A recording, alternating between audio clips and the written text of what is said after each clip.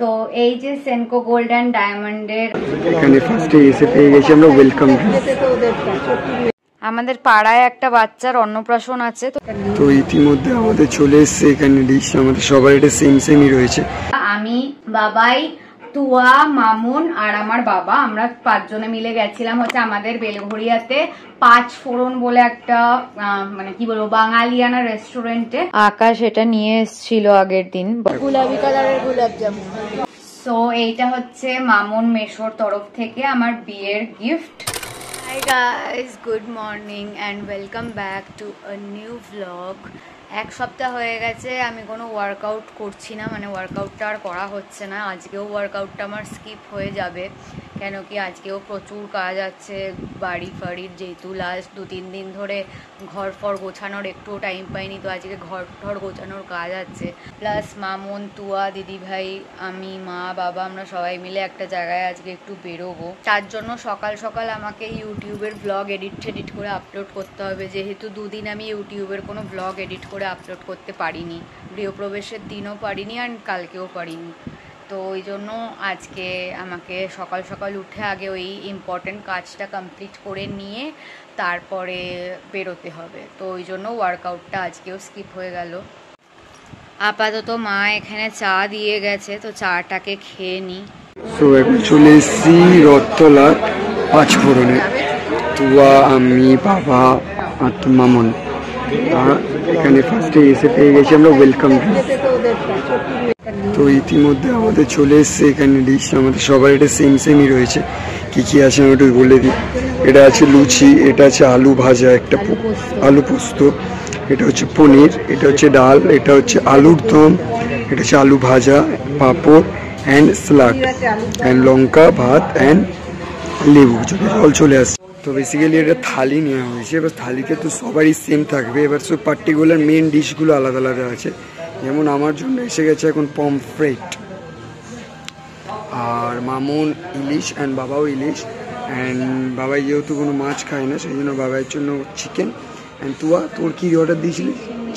চিংড়ি। আসুন আমি দেখাচ্ছি তো। তো এখন খাওয়া হচ্ছে গোলাপ জামুন, পুরো গুলাবি কালারের গোলাপ জামুন। কেমন টেস্ট আর গোলাপ জামুনটার? ঠিকঠাক, অনেক ভালো, অনেকটাই ভালো, তাই তো? আমাদের পাড়ায় একটা বাচ্চার অন্নপ্রাশন আছে, তো তার অন্নপ্রাশনে বাবা এখন ইনভিটেশনে যাচ্ছে। তার জন্য এই শুভদীপ জুয়েলার্স থেকে এই রূপোর চেনটা কেনা হয়েছে। এই যে এটা আমাদের তরফ থেকে গিফট আছে, মানে বেসিক্যালি আমার বাবা একা যাচ্ছে, আমার বাবার তরফ থেকে। গাইস, আবার অনেকক্ষণ পরে ব্লগটাকে স্টার্ট করলাম, কেন কি প্রথমত তো মামুন আর তুয়া বাড়ি চলে গেছে, যেহেতু আমাদের শ্বশুর বাড়ির তো সব অকেশন মিটে গেছে।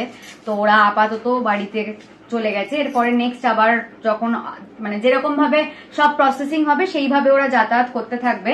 অ্যান্ড দিদিভাই এখনো অব্দি আছে, সেটার রিজন হচ্ছে যে দিদিভাইয়ের যে চোখের যে ইস্যুটা, যার জন্য দিদিভাই এএসজি আই হসপিটালে ডাক্তার দেখাতে যায়, সেই ইস্যুটার দিদিভাইয়ের কিছু চোখের টেস্ট ফেস্ট করানোর আছে, যেটা হচ্ছে এই উইকে করাতে হবে, মানে দিস কামিং উইক। তার জন্য দিদিভাই এই সপ্তাহটার মতন থাকবে, তারপরে টেস্ট ফেস্ট সব কমপ্লিট হয়ে গেলে দিদিভাইও বাড়ি চলে যাবে। অ্যান্ড আজকে আমরা তো দেখলে তোমরা গেছিলাম, আমি, বাবাই, তুয়া, মামুন আর আমার বাবা, আমরা 5 জনে মিলে গেছিলাম হচ্ছে আমাদের বেলঘড়িয়াতে 5 ফোড়ন বলে একটা মানে কি বলবো বাঙালিয়ানা রেস্টুরেন্টে। দিদিভাই আর মা যায়নি, কেন কি দিদিভাইয়ের শরীরটা খুব একটা ভালো ছিল না। অ্যান্ড রেভেন্ডিও যেহেতু আছে বাড়িতে, তো কাউকে একজনকে তো ওদের টেক কেয়ার করতে হবে। আজকে দাদারও কাজ ছিল, দাদাও বাড়িতে ছিল না, তার জন্য মাকে থাকতে হয়েছে ওদের জন্য। তো ওখানে গিয়ে আমরা কি খেলাম না খেলাম সেগুলো তো তোমরা দেখলেই। অ্যান্ড তারপরে হচ্ছে আমরা বাড়িতে চলে এসেছি। অ্যান্ড বাড়িতে আসার পর থেকে ব্লগটাকে কন্টিনিউ করা হয়নি। কেন কি আমার আর আকাশ দুজনেরই আমাদের শরীরটা খুব খারাপ, অ্যান্ড দুজনেরই একটু পেটের প্রবলেম টাইপের হচ্ছে। এনিওয়ে, আমাকে দেখতেও খুব ডাল লাগছে, মনে হচ্ছে প্রচন্ড টায়ার্ড আমি। অ্যান্ড তার উপর এত ব্রেকআউট তো আমি আর বাদই দিলাম, আর বললামই না, কেন কি 1 মাস ধরে আমি ব্রেকআউট নিয়ে অনেক ব্ল্যাবার করছি ব্লগের মধ্যে। যাই হোক, এখন আমি ব্লগটা বেসিক্যালি অন করলাম তোমাদের সাথে একটা ইম্পর্টেন্ট মানে একটা খুব সুন্দর জিনিস শেয়ার করব বলে। আমরা এখন অনেক জুয়েলারি এদিক ওদিক পারচেস করছি, কেন কি বিকজ অফ আওয়ার ওয়েডিং, মানে সোশ্যাল ম্যারেজ।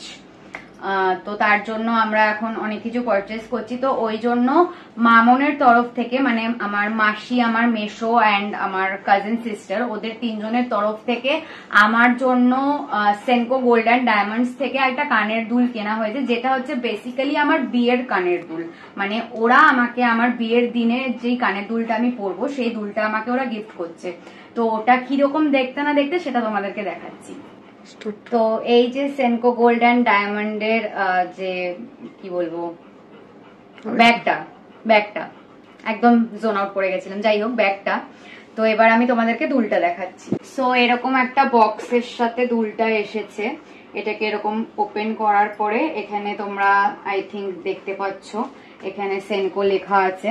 তো এটা হচ্ছে দুলটা, যেটা হচ্ছে বেসিক্যালি আমার মামন মেশো তরফ থেকে আমার বিয়ের জন্য গিফট।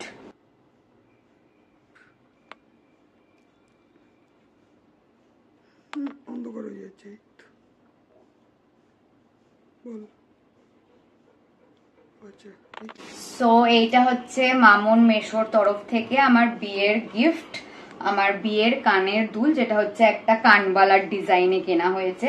এখানে সুন্দর ফ্লাওয়ার ডিজাইন টাইপের দেওয়া আছে এন্ড এখানে এরকম গোল কানবালা টাইপের, এন্ড নিচটায় আবার একটুখানি ঝুলো আছে। তো বেশ সুন্দর দেখতে। এন্ড এইটার হচ্ছে ওয়েট হচ্ছে 10 গ্রাম 250 এন্ড এটার প্রাইস নিয়েছে হচ্ছে 1 লাখ সামথিং, মানে রাউন্ড ফিগারে যদি আমি বলি তো 1,01,500 এরকম টাইপের কিছু একটা প্রাইস নিয়েছে, ওটা আমি এক্স্যাক্টলি জানি না। সারা ঘর বাড়ির যা অবস্থা আমার, আজকে আমি কোন কাজটা ছেড়ে কোন কাজটা করব আমি নিজেই বুঝতে পারছি না।